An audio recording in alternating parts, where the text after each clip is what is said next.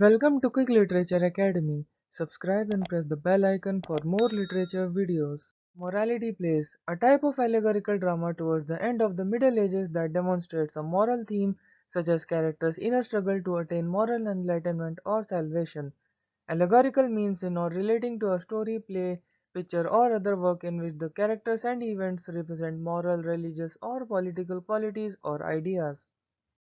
Morality plays were popular in 15th and 16th century Europe. Surviving examples include only a handful from the 15th century.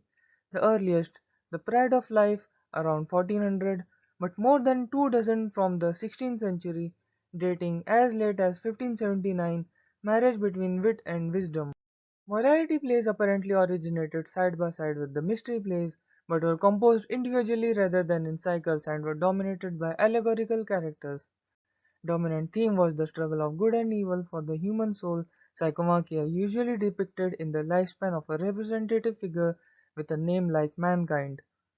Morality plays addressed such diverse subjects as social and political satire, for example, All for Money, Skelton's Magnificence, philosophy of education, for example, The Marriage of Wit and Science, Protestant polemic, for example, the conflict of conscience; prudential morality, for example, the contention between liberality and prodigality; and natural science, for example, the nature of four elements.